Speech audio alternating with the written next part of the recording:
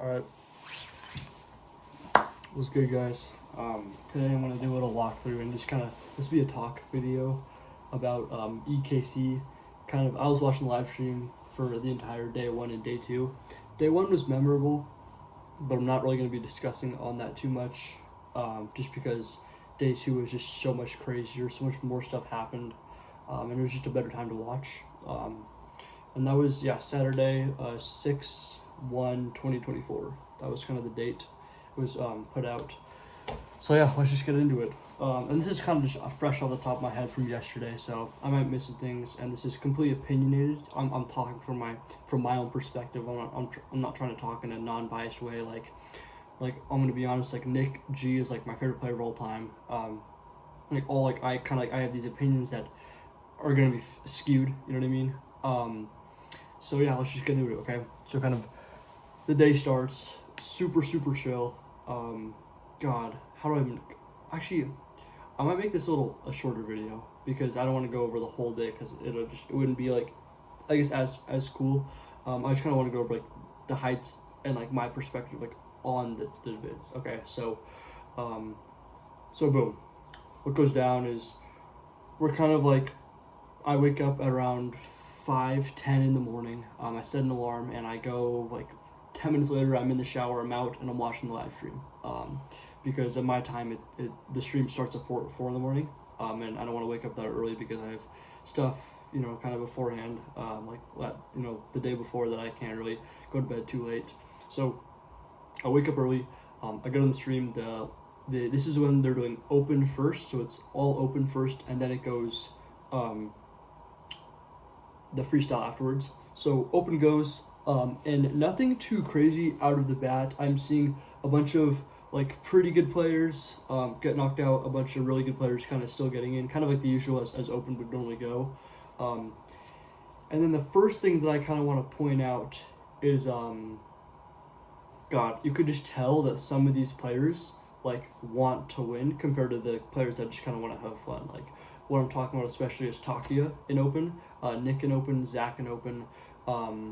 There's kind of like some other players. There's like this Romanian kid who's really good. That was very kind of like mentally there. Yasu was more chilling. Didn't really go for some like crazy stuff. So it was really like just super cool. And then one thing I really wanted to point out also is Joris Blazy, the one Kendama player, for the flex spike. So one of the tricks were it was airplane and then the inward swing to inward lunar and then inward lunar flip, and then you can either spike it or do a flex spike in the sense of like a flex spike's kind of like whatever coolest trick you want to do to land it, and then if you land it, it counts, and if it doesn't land, then it doesn't count.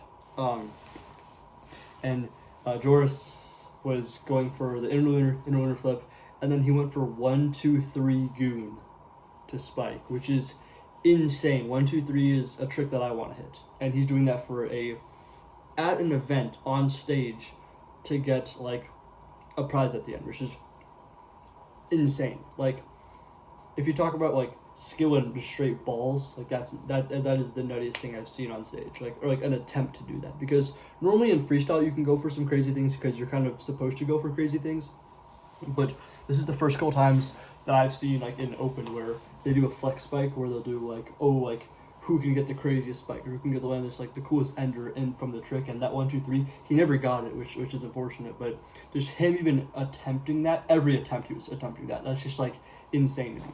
Like I can't even believe that, actually. That's so crazy. So we'll just leave it at that. Other than that, he didn't have too much of an insane performance. Obviously he's one of the best players in Europe. Actually one of my like inspirations out of Europe, but also really seems like a really nice guy. He's like 14-15, I think.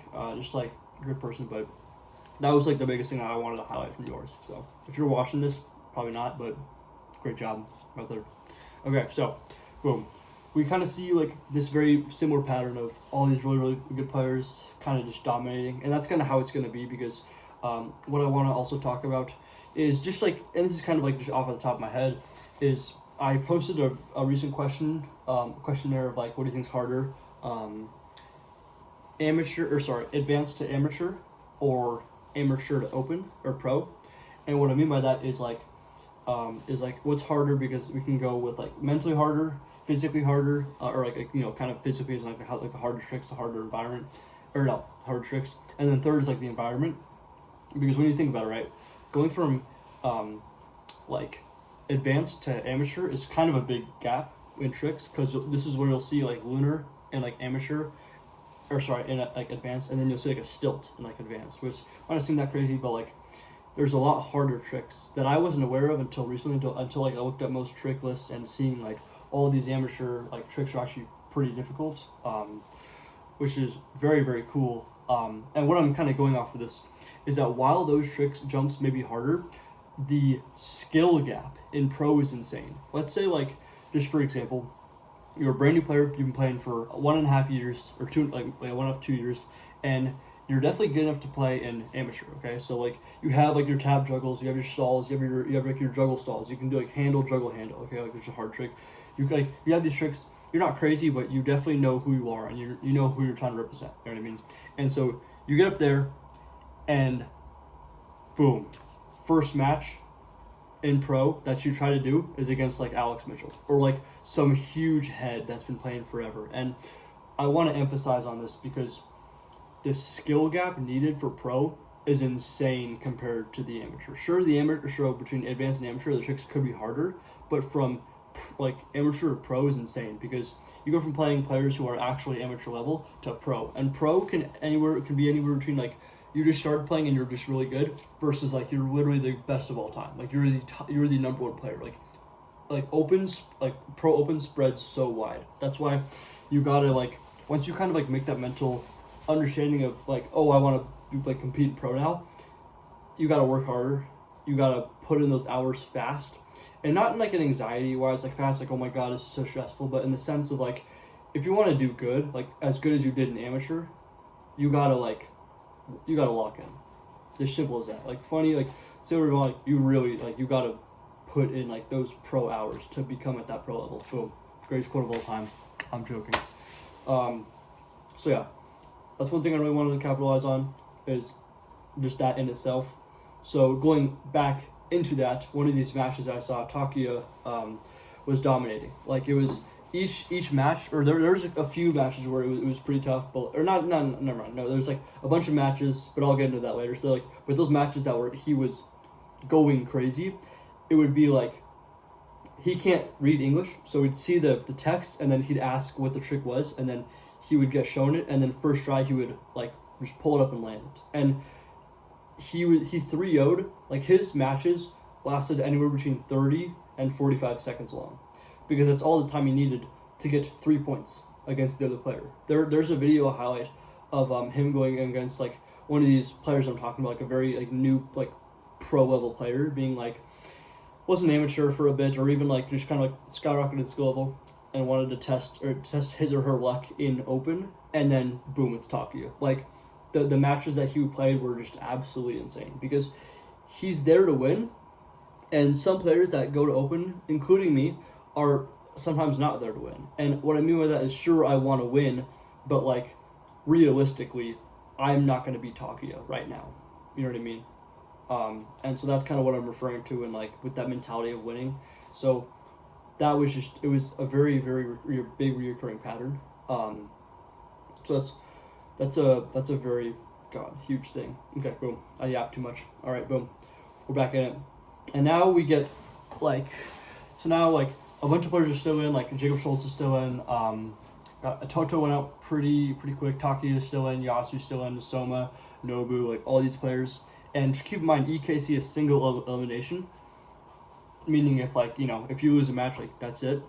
And so there's 135 players, if I'm not mistaken, 130 players in open, maybe 150, because I know it's like 160 for freestyle, but it was 100. Let's say like 150 for pro. And once you're out, like you're done. So the tricks or the matches go by way faster. With battle at the border with NAKO, there's double elim. So that means you can lose once and still be in it. So it takes so much longer, because you have the winners bracket and then you have the losers bracket, and then everyone's trying to fight back into the winners bracket. So that's just crazy in itself, if you understand that. And so kind of like it was a very like do or die scenario. That was one of the biggest kind of reoccurring statements that I've heard on the stream. Like, it's always do or die, because it is. And to get into that further, like, so let's go to my perspective. Like so kind of like I did a basic rundown of like what I think and stuff like that. But now let's go like into my eyes, like watching the stream. Okay, so in this stream, we saw like all these matches go down, and then boom, it hit top 16. Okay, so Nick had just beat Soma. I think Zach, God, I forgot who Zach beat, but Zach beat a player. I think Zach beat Heavy, which is Spain, a player from Spain, sweet Spain. And so like all these players they're going down, and like people are going left and right, and we have like these 16 players, okay, who are like, you know, the best of the best then, right, obviously. And I think Redney's in it. I think Tom got out a little earlier than top 16. And so one of the first matches was Nick against Takuya, okay? And keep in mind, I would say Bonds was like the first ever to be established as like the greatest player. And then like, and I'm talking greatest player in like the era, so like the 2012 to 2014, mostly 2014 era, 2015, like Bonds was like the best player. And then it was Nick from like late to mid to late 2017 to 2019, like at most. That was like kind of like Nick's like GOAT area, where he was like the greatest and no one could touch him for that kind of term. And then from 2020 to now has always been Takuya. It's always been like, there's been no debate. I mean, there has been a debate in the in Takuya versus Tiblix when they were going to 50 tap, but like when they were both like trying to hit 50 tap, like who's gonna go first. So when Tiblix, I guess, beat Takuya to first to 50, that was kind of like a big thing, but that's besides the point. Takuya's always been like a top competitor, like, you know, top player. So to see Nick against Takuya is like old GOAT versus current GOAT, like very, very like very rooted kind of battle. And, you know, Nick and Takuya have known each other for a while, and they've, you know, competed on the same stage for a while now. Not really head to head, so this was Nick's first time going against Takuya, right? So in my perspective, I'm like 4 or 5 hours deep on the stream. It's around 9 o'clock. It's like 8:30, 9 o'clock, and boom, the stream gets cut off. And that might not seem like that big of a deal, but seeing the old greatest of all time to the new greatest of all time, I've been wanting to see this match for 3 years at least. Being like, oh yeah, Takuya is the best player. I want to see Nick go against him, because I'm a Nick stan. That's just is what it is. God damn it, whatever. So yeah, I just think Nick's a really cool guy. So I've always just like kind of like gravitated toward like his tricks, you know, kind of like his style, is like stuff like that. So when I heard that Nick was going against Takuya, and Takuya had 3-0'd every single opponent in under a minute every single time, like I just like, I wasn't confident if Nick could really pull it off. You know what I mean? I was not confident. I think Nick like really wanted to win, but I don't know how certain he was going to like attempt to win. So we go in to EKC, and the stream cuts off. And what's so you know, nerve-wracking is I can still see the live stream chat, like the chat box where people are talking. So everyone is happening to everybody. So we're all like what the hell, like what do we do, like, because for some players that were living in like Australia or some really like, I guess kind of like farther like past the globe, it was like 3 a.m. for them, and luckily it was super early in the morning for me, so I could just kind of wait it out.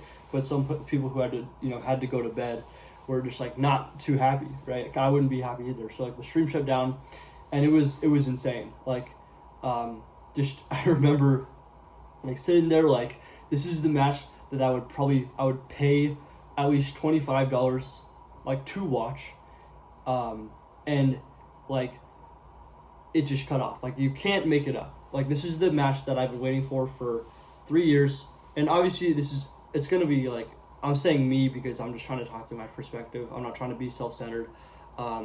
Whatever. This is dumb. So, yeah. So like, boom, I'm watching it, and it cuts off, and I pretty much just sit there and I scream. I don't scream, but like I'm like, what the, like I'm cussing. I'm like tearing up the chat. Like, dude, this is so messed up. And I have a roommate. So I try to be kind of quiet, but like I almost can't contain myself because like I'm at the edge of my seat. Like, come on, Nick. Like, I'm jumping up, like on the same chair. I'm just jumping up and down, like just freaking out. And then it comes back on. Okay, I refresh it. We're back on, and Nick is up 2-0, and it's been like 2 minutes into the round. Okay, Nick's up 2-0, and I scream like I'm screaming like I'm literally running around this room, and I can't contain myself. I literally cannot contain myself. I'm freaking out. I'm like, oh my god, Nick can do this, but it's still 2-0, so Tokyo could easily just come back if Nick like lets up at all. So I'm like streaming, running around, and then 30 seconds later, the stream gets cut off again.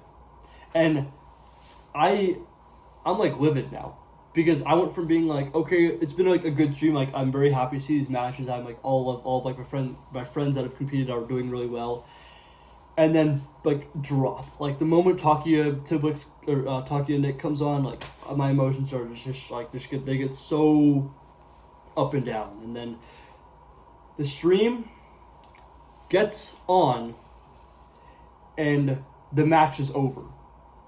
And the people that are hosting, I think it was Rod, Dama, and the guy behind Kentertainment. Forgot his name. I apologize if you're also watching this. He has like a mustache and super long hair, and he speaks Japanese fluently, which is hype, and he lives in Japan. But he does like a drum roll, and I'm like at the end. It's funny because everyone's probably like, oh, like that's cool, and I'm here like at the edge of my seat, like screaming, like, tell us, like I need to know. And then bam, bam, bam, bam, I hear that Nick won, and it's insane. Like, I can't even describe. Like, I was screaming. Like, I literally texted Nick, pretty much, like, I texted him, like, on Telegram, like, 30 seconds later, like, dude, like, I'm so proud of you, man. Like, good job for beating Takia. And obviously, he's, like, still, like, practicing for, like, the finals round. But, like, to me, like, I almost cried. Like, I literally almost cried because I knew that Nick had lost against Takia in 2023 for KWC. Well, I wouldn't say lost. He got 5th, which is really, really good. But like I wanted him to win. Like I will always want the best for Nick. Even if that's not his priority. Like my priority, or like my opinion on his priority would be like, oh my god, like I want Nick to win. Like I'll forever want Nick to win. Like kendama competitions. And so when I saw that, I was freaking out. And Taki was out of the final. Like he was out. Like that was it. It's single elimination, as I said. So seeing that was just mind blowing. It was like I couldn't even describe it. I was screaming. I was almost crying. Like I was almost. How do I say? You get what I'm trying to say. Okay, you get what I'm trying to say. I'm just there. And then now we're in the finals. Okay, and who is he going against? All right. Who is Nick going against? This dude named Adrian from Romania. This Romanian kid has beat Yasu, Nanoka, and Nobu to get to this round. Okay, those are 3 of the biggest open heads, like besides Tokyo, that are from Japan that were supposed to dominate in kendama. Okay, so before this, since Takia was like the semifinals to get into the finals. Since Takia lost, he was going to play for 3rd against Johnny Crest. Johnny Crest was in the round, and then Johnny lost to Takia. It was a good match, and Takia was very emotional because, I mean, after losing, he was determined to win. And if you think about it enough, you got to realize Takia is a 16-year-old kid who has the ambition and this accountability because everybody that plays kendama knows that Takia is the best. So there's almost no excuse of why he can't win this EKC Open. So when he lost, he took a huge mental, he took mental damage. Like, his blood pressure had skyrocketed. His anxiety was insane. His heart rate was at like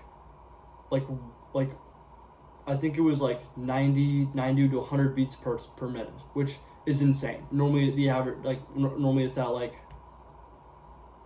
normally it's at 60 to 48. I think that's like the I don't know, I'm not a doctor, but that's what I heard.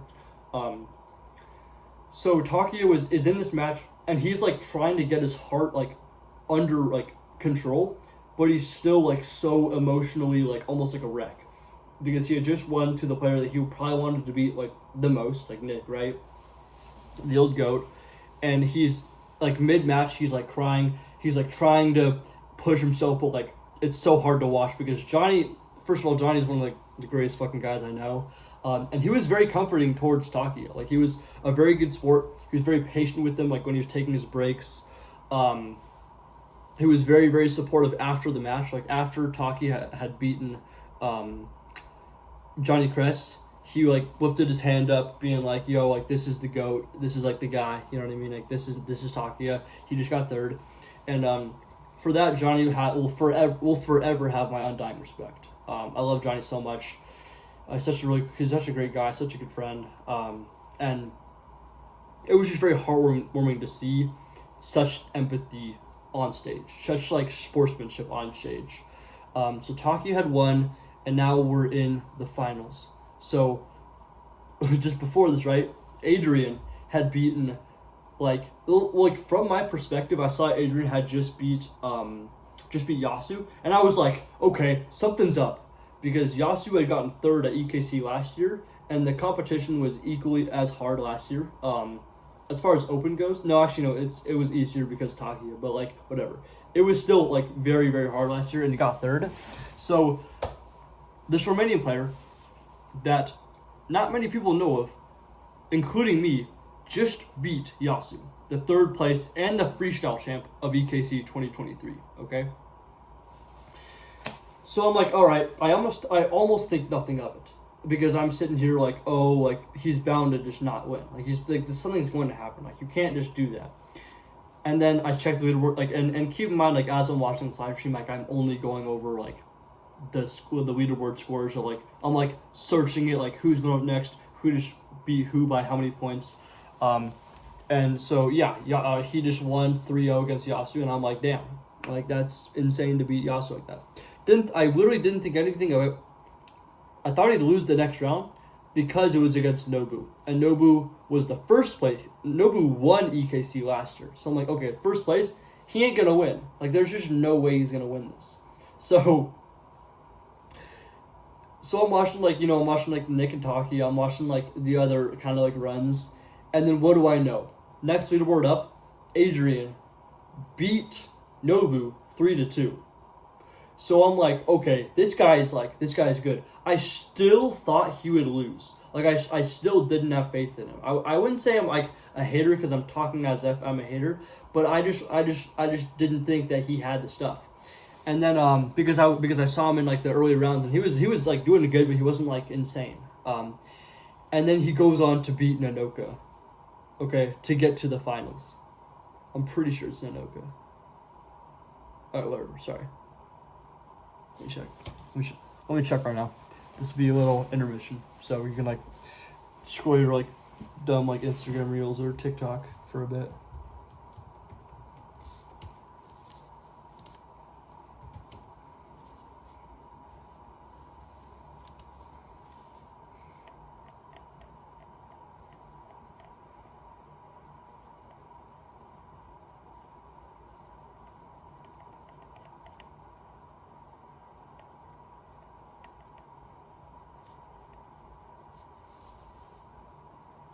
See.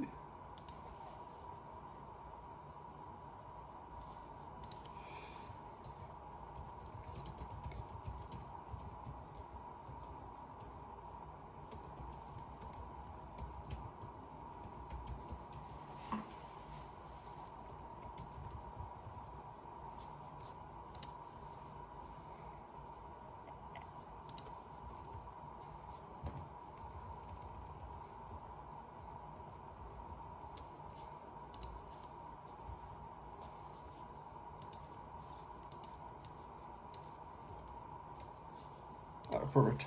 I'm almost there. I apologize for this.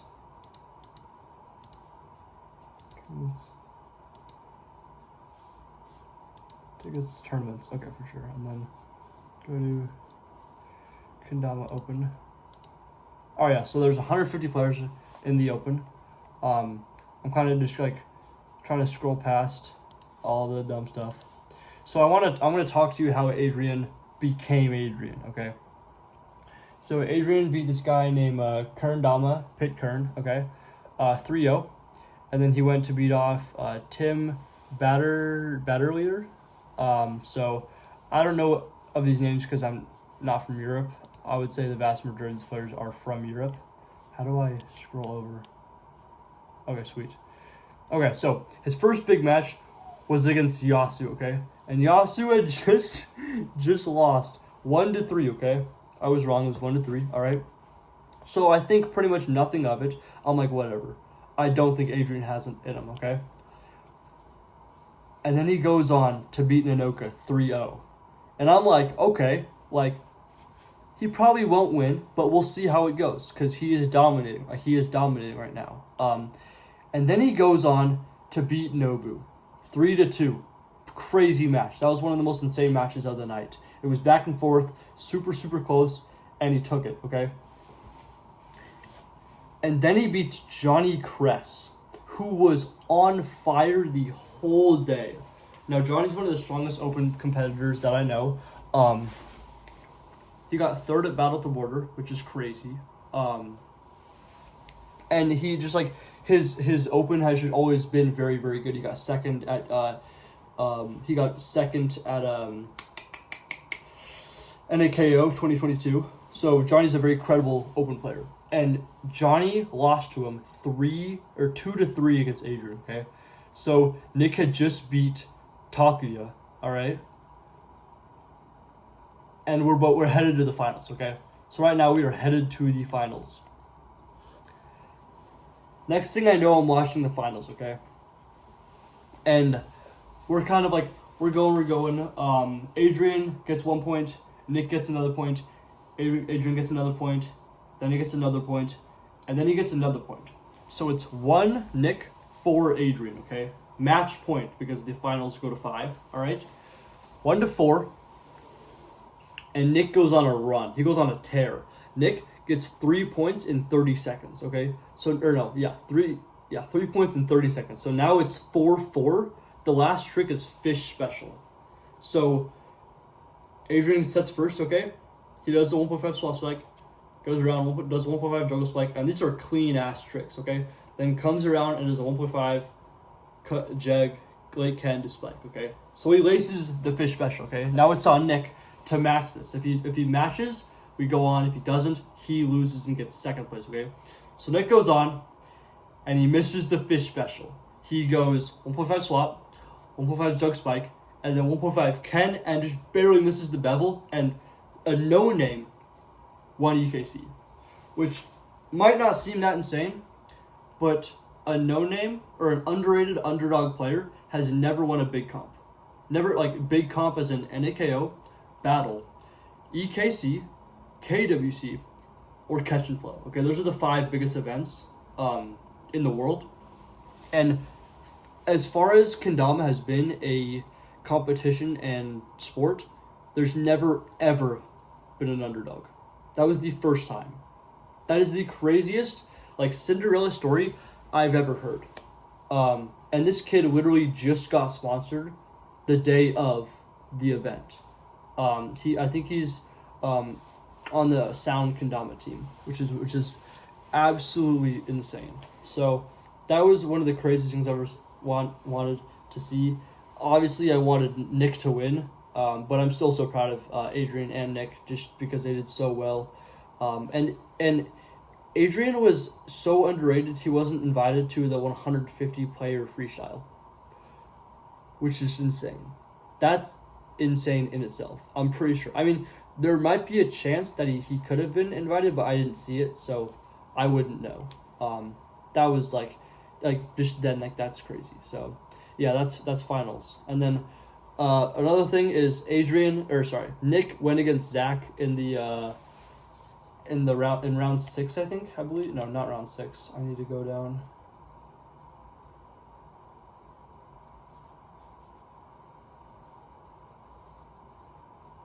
Yeah, so Nick beat Zach 3-1 and then went on to beat Takuya, which is so insane. I've never seen Nick go against Zach, so that was really cool to see. I need to talk to them and see if that was their first time ever going against each other in an event.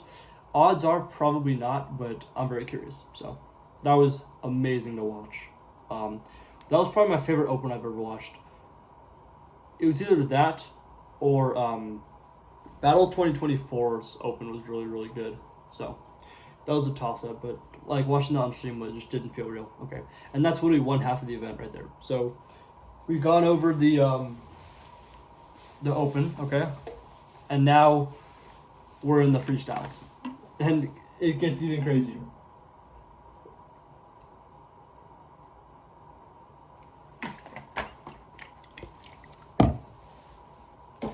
So we're in the freestyle, okay. Oh my god, dude. Where do I even start? So the 16 qualifiers get put on stage. Sweets Kendamas, or Matt Sweets, the host of Sweets Kendamas, the live Twitch stream that happens for EKC.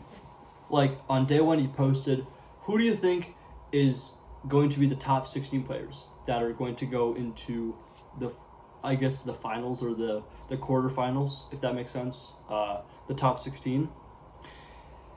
And so what happens is I put in my guesses.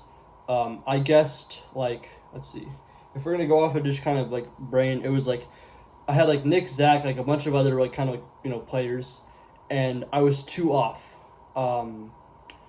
It was Jack Gilligoon barely didn't make it. I thought he would have, so I put him in. I guessed incorrectly. I think it might have been, I don't know. What was the guy's name? Let me go to, sorry, I apologize.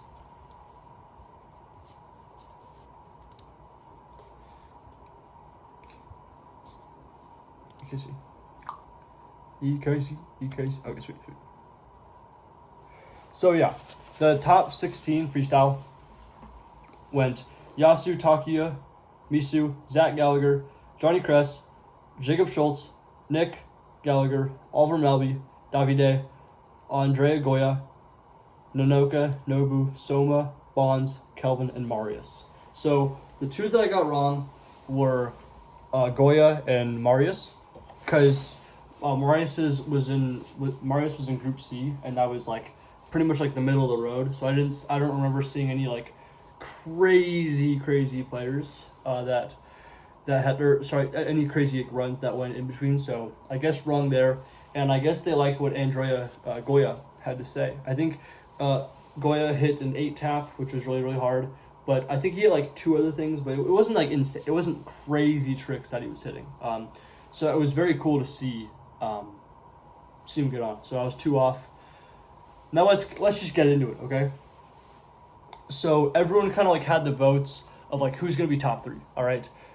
And those top 3 being like Yasu, Takuya, even like Johnny Kress, like Nanoka, Nobu, kind of stuff like that, right?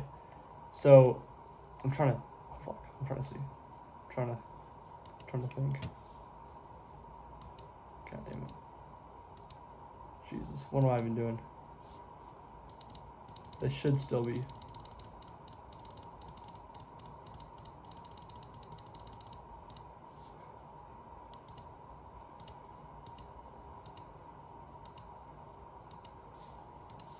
Go to. Sorry, I'm trying to find the leaderboards for the freestyle. Okay, yeah, sweet. So the freestyle players were Takuya, the number 1, number 2, number 3. First place was Takuya, second place was Yasu, and then third place was Nobu. I really respect Nobu for taking third because he's such a good competitor, but it's just like it was just like he's always been so good. So that was just super cool to see. Okay, so we're back in it. We're in freestyle, and personally, my unpopular opinion, I think Zach is a better freestyler than Nick.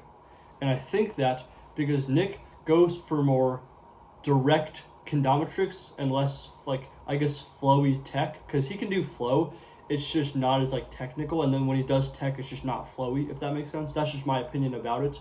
And I think Zach is way better at adding flow into his tech.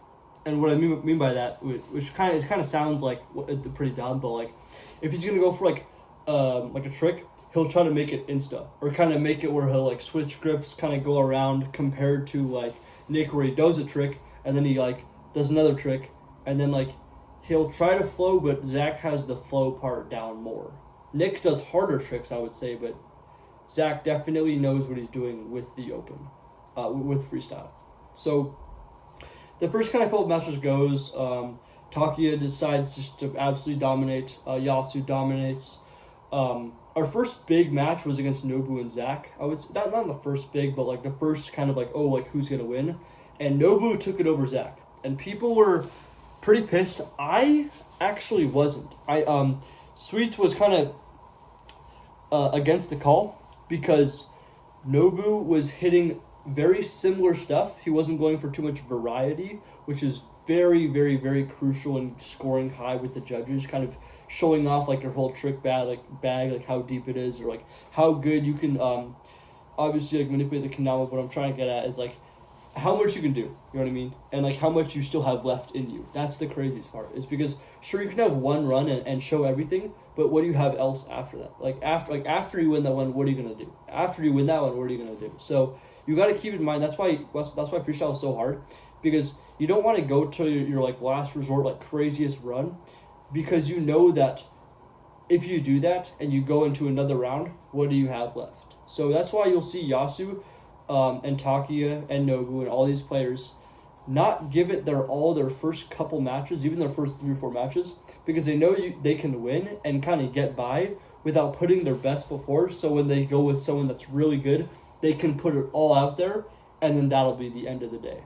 They don't have any more to show because they physically can't. They have no more matches, but they just put it out. They put everything on the floor, which is very strategic and smart. I think if I were to teach freestyle, obviously I am not the best freestyle player, if not like, you know, just a shit free player, because I've never been invited and shit like that, obviously. Sorry for cussing, but what I'm trying to say is freestyle is very crucial for strategy. Almost as important as open, in my opinion. And so you'll see them, like these players I'm talking about, play differently in accordance to who they're going against. And so you'll see like Taki, like when Taki went against Nick, he snapped because he knew that he couldn't leave the door open for Nick to win, because Nick can easily pull up and do a 5, or not easily, but can do like a 5 stilt flip trick, which is very hard, which we don't see at all in a freestyle. So like that part's just absolutely insane. So yeah, as we kind of get into the leaderboards, we see Yasu taking over, but he's not going crazy. He's not doing his absolute best. Yasu on the other hand, Yasu's not doing the absolute crazies. Taki on the other hand is putting everything out there because he can. And what I mean by that is his variety is really good. Like his variety is insanely good. He can do taps, he can do instas, he can do insta inward lighthouses. He can do any trick that you tell him to do, he can do. Like Takia's bag is the deepest out of any player now. At first I thought it was Tiblix, but now Takia's gotten better than Tiblix and now can do everything. So Takia is putting everything that he has into every run because his tricks keep coming and his originality keeps coming, okay? Nobu, on the other hand, did not have that, okay? And sure, he did win. He definitely did beat out Zach. I think he beat Misu. No. Takia beat... Yeah. Nobu beat Misu, and then Takia beat Nanoka. But like, it just goes to show like how much variety matters in this event, because all Sweets could talk about was like how much can you really do, like, other than that. Like, let's say like you have a good run, okay, bam, perfect. You have a second run, but you do similar stuff, your variety is zero, because you did the exact same stuff, okay. Nobu never did a stall trick. He never did a like a fast hand trick. Like, he never, like, it was only like lunars, lighthouse, juggle, triple tap, back to juggle. Like, it was always like lighthouse, lunar, interlunar, like lighthouse, lunar, and then flip back. Like, it was like there was not too much variety compared to Takio, where he can literally just do a tap combo and then do like an insta combo. You know what I mean? Like I think Taki is a better freestyler than Nobu, which obviously it shows because Taki got first and Nobu got third. But that was just a big thing I want to talk about. So we have like these kind of matches that are going down, and they're not too insane, or no, actually no, hold on. They're insane, but they're not like finals insane. Okay, like we're like finals insane for EKC is Taki versus Yasu. Okay, and I'm gonna get to that in a bit, but like I really appreciated kind of like the skill level involved in these semifinals and finals, because first of all, these players could have easily been in the finals. And I know I literally just said that the opposite, so I'm a hypocrite right now. I'm a hypocrite. I apologize for that. But like, it all comes down to who chooses what in these rounds, okay? Because I know it's kind of hard to pick tricks on the fly, but it's pretty easy to pick the difficulty of the tricks on the fly, in my opinion. I think I might get that wrong for all freestylers, so I could just be not credible for that, but I think I know what I'm talking about in this scenario. And so we have these players, and so like for instance, right, Yasu knows that his opponent isn't as good as freestyle as him, okay? So he doesn't have to like totally snap and destroy him, because if he does, he'll have to do harder tricks, which are harder to do, but like a lower percentage of hitting them against a player that's far greater, which might seem like of course, right? That makes sense. But when you have to go for a very, very, very hard trick that you normally don't do, your odds dwindle. Obviously, it's Yasu, so we can definitely still hit it, but he has to be there he has to completely be there to hit these tricks. So yeah, I've kind of been yapping this whole time I've cut the video, so I might even whatever. I'm not gonna take it down. I've gotten too far. Now, what you all been fucking waiting for, Yasu versus Takia.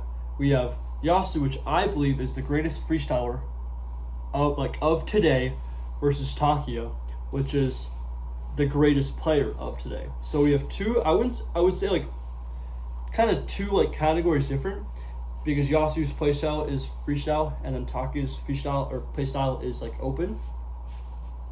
And we're playing in Yasu's court, okay? Because Yasu, his whole like trick style, trick evolution, like anything of that sort is regarded in a freestyle kind of way and manner. And then Takia's whole trick choices, his composition, you know what I mean? Like what he chooses to post on Instagram are very direct, like symmetrical types of tricks. So this was an important event, and this is an important match, obviously because it's the finals. But other than that, it's important because Takia just lost to Nick in an open about 2 hours ago.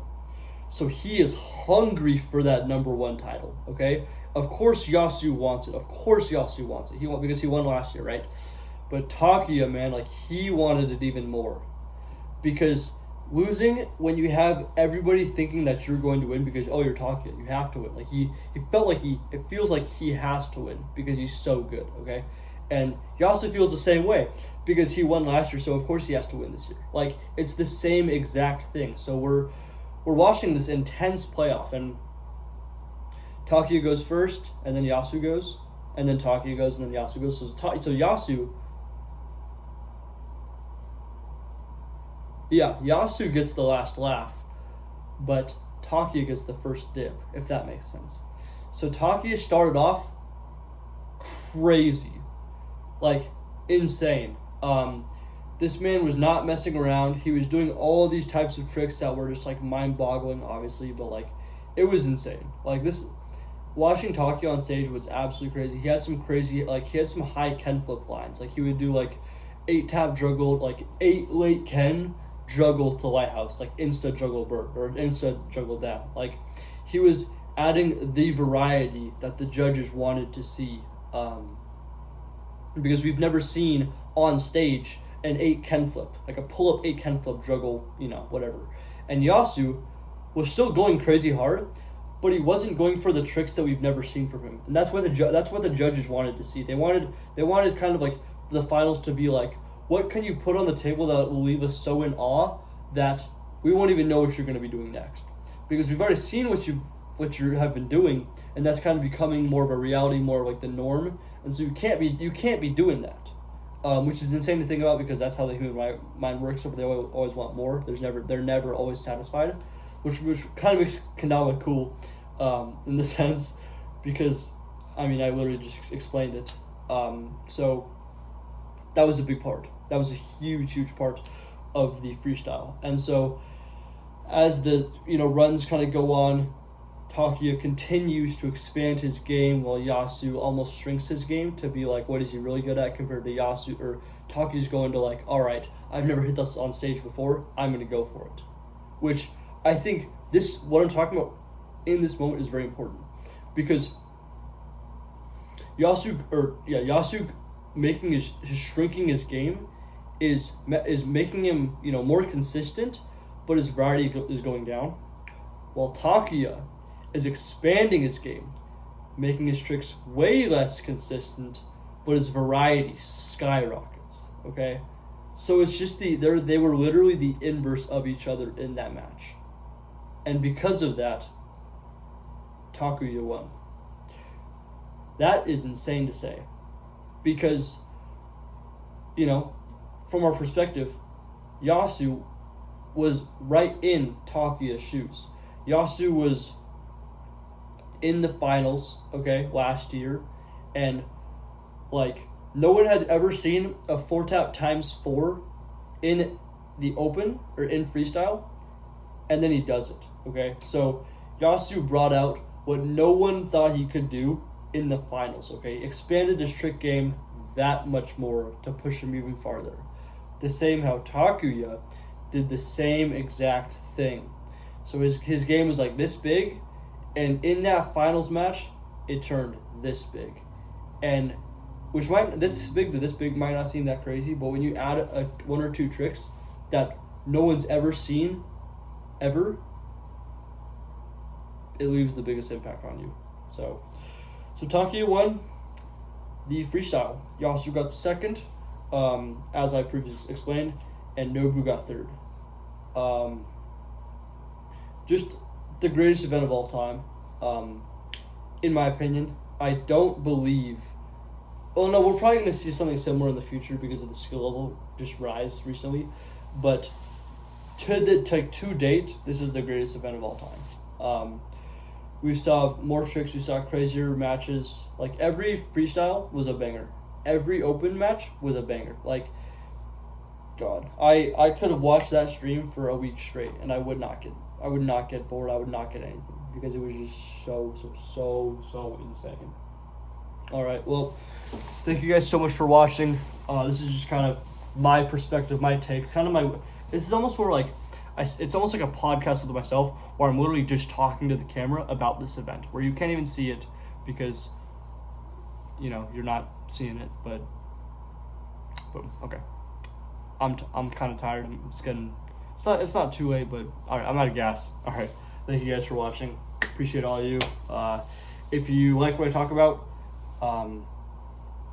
comment down below if I should just shut the F up. Comment down below, please tell me that. I'm trying to experiment with like the type of YouTube videos that I post, and I really like how this one kind of did. So yeah, thank you guys so much for watching.